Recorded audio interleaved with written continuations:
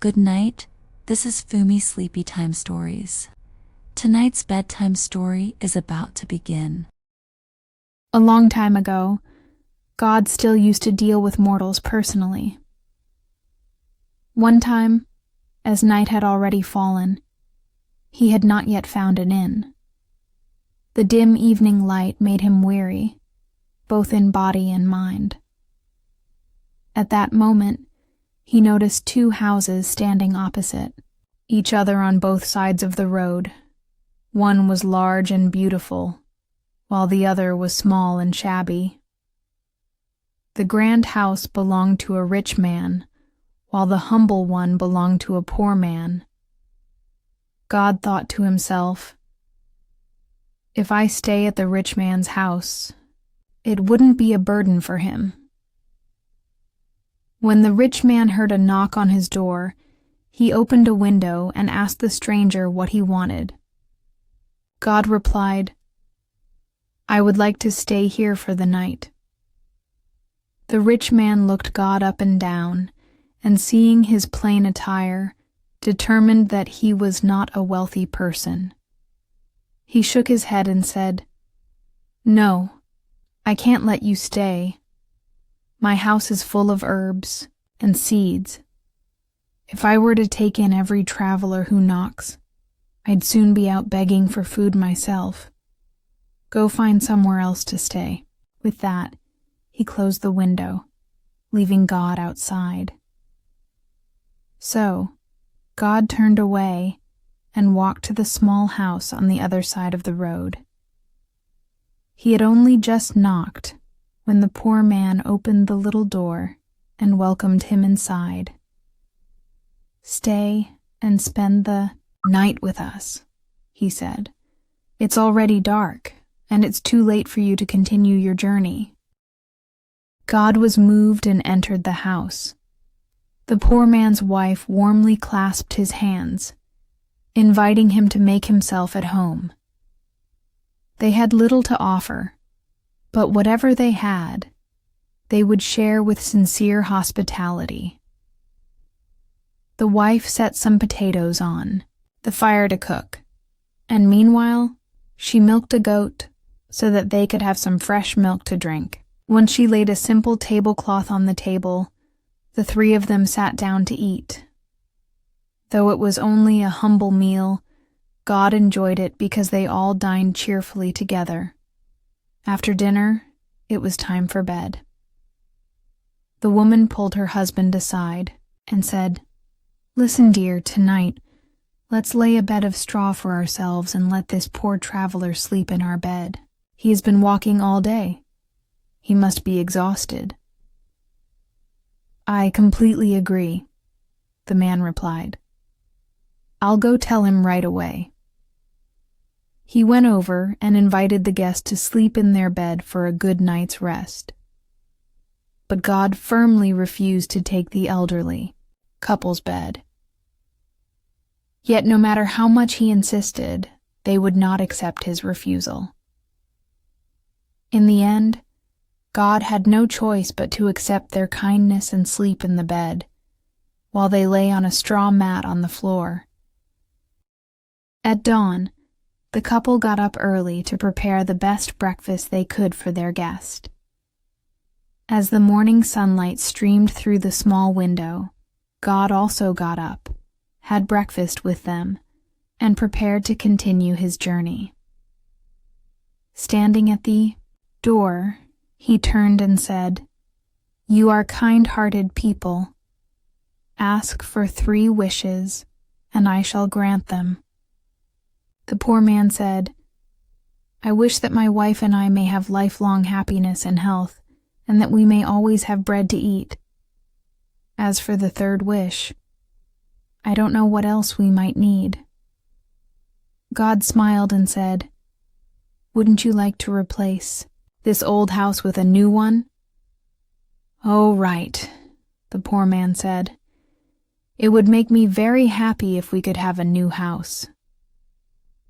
So, God granted their wishes, transforming their old dilapidated home into a beautiful new house.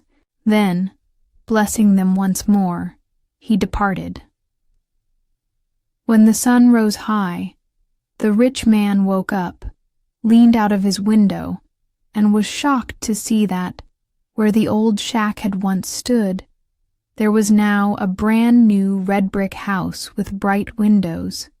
He was so astonished that he hurriedly called his wife. "Tell me, what happened? Last night it was just that pitiful little hut, and today there's a brand new, beautiful house. Go over and ask them what's going on." His wife rushed over to inquire. The poor man told her, "Last night a traveler asked to stay.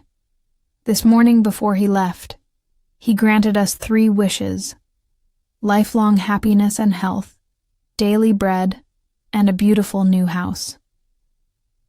Hearing this, the rich man's wife ran back and told her husband everything.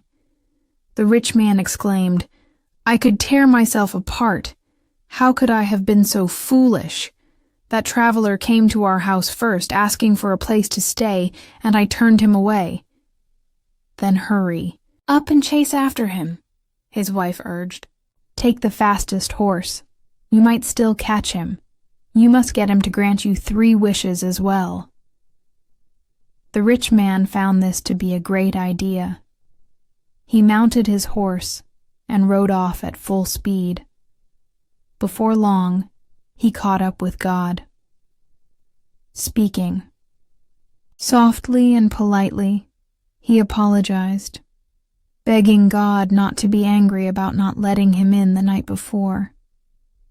He claimed that he had been searching for his key and had not expected God to leave so quickly. If God returned, he promised, he would certainly welcome him warmly. "Very well," God said. "If I return, I will do so." Then the rich man asked if he could also have 3 wishes like his neighbor. "You may," God replied, "but I doubt they will do you any good. It would be best if you did not make any wishes at all." The rich man thought, "As long as you let me wish for something, I will ask for things that will make my life even more comfortable." God had no choice but to say, "Go home. In time, your 3 wishes will be granted." The rich man was delighted. As he rode home, he pondered what he should wish for. However, as he was deep in thought, he accidentally let go of the reins, causing the horse to start misbehaving, jumping around and disrupting his train of thought. Frustrated, he patted the horse's neck and said, "Calm down, Lisa." But the horse continued its antics. Finally, in a fit of rage, he shouted, "I wish you would break your neck." As soon as he spoke, the horse collapsed to the ground, lifeless. Thus, his first wish was granted. Not wanting to waste a good saddle, he removed it and carried it on his shoulders, now forced to walk home. "I still have 2 wishes left," he comforted himself. He trudged across the desert, the midday sun blazing like a furnace. The heat made his temper flare, and the saddle digging into his shoulder only added to his discomfort. Yet, he still hadn't decided on his wishes. "If I want to obtain all the wealth in the world," he muttered to himself, "I can't just wish for it all at once without careful thought. I need to plan it out thoroughly and make sure I get everything in one go, so I don't leave anything out." Then he sighed. If I were a Bavarian farmer, making 3 wishes would be simple. First, I'd wish for a massive supply of beer. Second, I'd wish for an endless supply of beer.